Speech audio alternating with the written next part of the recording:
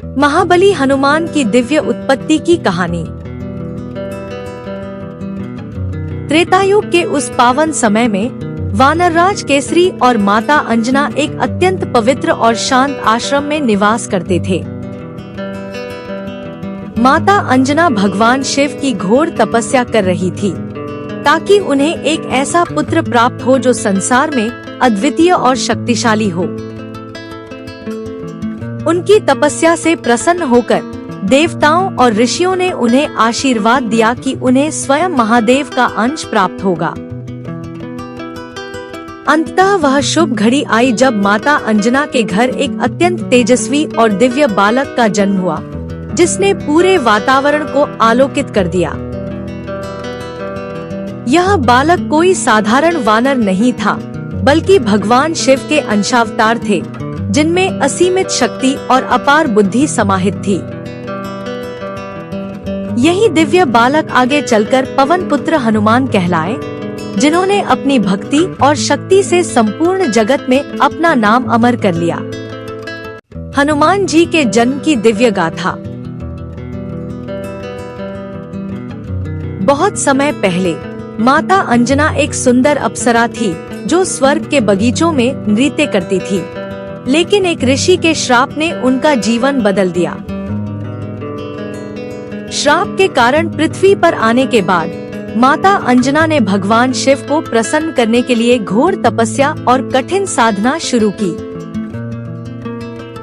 माता अंजना की अटूट भक्ति से प्रसन्न होकर भगवान शिव ने उन्हें एक अत्यंत शक्तिशाली और दिव्य पुत्र प्राप्ति का वरदान दिया। उसी समय अयोध्या में राजा दशरथ ने संतान प्राप्ति के लिए एक महान पुत्रेष्टि यज्ञ का आयोजन किया, जिससे चारों ओर पवित्र सुगंध फैल गई। पवनदेव ने यज्ञ के उस दिव्य प्रसाद को लेकर माता अंजना तक पहुंचाया, जिसे ग्रहण करते ही शिव के अंश से हनुमान जी का जन्म हुआ। इस प्रकार पवनदेव की सहायता और शिव की कृपा से हनुमान जी का जन्म हुआ, इसीलिए उन्हें दुनिया पवन पुत्र के नाम से जानती है। बाल हनुमान और सूर्य का रहस्य। नन्हे हनुमान बहुत चंचल थे। एक सुबह उन्होंने आसमान में चमकते हुए लाल सूर्य को देखा और उसे एक स्वादिष्ट फल समझकर खाने के लिए उड़ चले। जैसे ही हनुमान जी सूर्य के करीब पहुँचे, उनकी असीम शक्ति को देखकर स्वर्ग के सभी देवता घबरा गए और डरने लगे कि क्या होगा। स्थिति को बिगड़ता देख देवराज इंद्र ने अपने शक्तिशाली वज्र से प्रहार किया, जिससे हनुमान जी की ठोड़ी पर गहरी चोट लगी और वे बेहोश हो गए। अपने पुत्र को घायल देख पवनदेव अत्यंत क्रोधित हो गए और उन्होंने पूरे संसार में वायु का प्रवाह रोक दिया, जिससे चारों ओर हाहाकार मच गया। संसार को बचाने के लिए सभी देवता एकत्रित हुए और उन्होंने हनुमान जी को फिर से जीवित कर उन्हें अजय होने और सुरक्षा के अद्भुत वरदान दिए।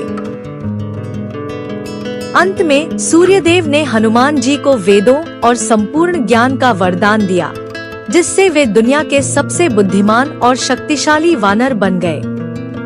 हनुमान जी और ऋषियों का श्राप।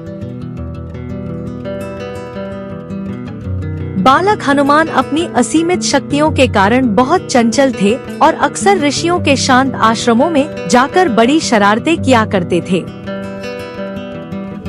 हनुमान जी ने अपनी मस्ती में ऋषियों के पवित्र अनुष्ठानों में बाधा डाली और उनके ध्यान को भंग कर दिया, जिससे सभी ऋषि क्रोधित हो गए।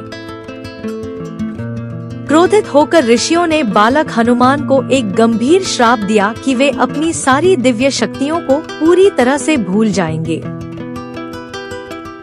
श्राप के प्रभाव से हनुमान जी अपनी शक्तियों को भूल गए और एक साधारण वानर की तरह जीवन जीने लगे। उन्हें अपनी ताकत का एहसास नहीं रहा। वर्षों बाद जब समुद्र पार करने की चुनौती आई, तब जांबवान ने हनुमान जी को उनकी सोई हुई शक्तियों और उनके वास्तविक स्वरूप की याद दिलाई। जाम्बवान के शब्दों ने हनुमान जी के भीतर की शक्ति को जगा दिया और वे पुनः अपने विशाल और शक्तिशाली रूप में प्रकट हुए। हनुमान जी और सूर्यदेव की अद्भुत शिक्षा। बाल हनुमान ने अपनी जिज्ञासा को शांत करने के लिए ब्रह्मांड के सबसे तेजस्वी सूर्यदेव को अपना गुरु चुनने का कठिन निर्णय लिया। हनुमान जी ने सूर्यदेव के दिव्य रथ के साथ साथ उड़ना शुरू किया ताकि वे चलते फिरते ज्ञान प्राप्त कर सकें। उड़ते हुए हनुमान जी ने सूर्यदेव से वेदों और शास्त्रों का गहन ज्ञान प्राप्त किया, जिससे उनकी बुद्धि और तेज बढ़ने लगा। व्याकरण और नीति शास्त्र की बारीकियों को सीखने के लिए हनुमान जी ने अपनी एकाग्रता और अनुशासन का परिचय दिया। सूर्यदेव ने हनुमान जी को युद्धकला और शस्त्र संचालन के गुप्त रहस्य सिखाए, जिससे वे अजेय योद्धा बन गए। अंततः सूर्यदेव के मार्गदर्शन से हनुमान जी एक महान विद्वान और शक्तिशाली योद्धा के रूप में उभरे, जिन्होंने सबको चकित कर दिया। श्री राम और हनुमान का प्रथम मिलन। वनवास के दौरान प्रभु श्री राम और लक्ष्मण अपनी पत्नी सीता की खोज में घने जंगलों और ऊंचे पर्वतों के बीच भटक रहे थे। तभी ऋष्यमुख पर्वत पर हनुमान जी ने दो तेजस्वी राजकुमारों को देखा और वे उनके बारे में जानने के लिए उत्सुक हो गए। हनुमान जी ने अपनी पहचान छिपाने के लिए एक विनम्र ब्राह्मण का वेश धारण किया और धीरे धीरे श्री राम की ओर बढ़े। जब हनुमान जी ने श्री राम से बात करना शुरू किया, तो उनकी वाणी में अद्भुत विनम्रता और भक्ति का भाव झलक रहा था। हनुमान जी की मधुर भाषा और ज्ञान को सुनकर प्रभु श्री राम अत्यंत प्रसन्न हुए और उन्होंने मुस्कुराते हुए उनका स्वागत किया। अंततः हनुमान जी ने अपना असली रूप प्रकट किया और पहली ही भेंट में भक्त और भगवान का अटूट संबंध स्थापित हो गया। भोलेनाथ की अनूठी परीक्षा। एक दिव्य कहानी। घने और रहस्यमय जंगल के बीच माधव पिछले 10 वर्षों से शिव की भक्ति में लीन था, जहां जंगली जानवर भी उसकी शांति से प्रभावित होकर उसके पास बैठते थे। महादेव ने माधव की अटूट श्रद्धा की परीक्षा लेने का निर्णय किया और एक वृद्ध बीमार भिखारी का रूप धारण कर उसके पास पहुँचे।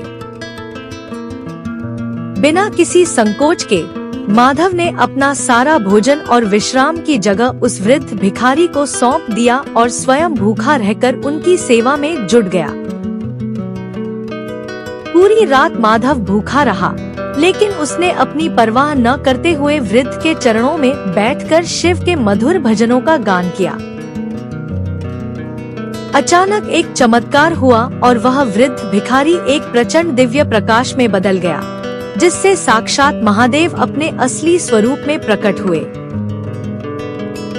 महादेव ने मुस्कुराकर कहा कि असली ईश्वर पत्थरों में नहीं, बल्कि सेवा में है, और माधव के हृदय में अब साक्षात शिव का वास हो गया था।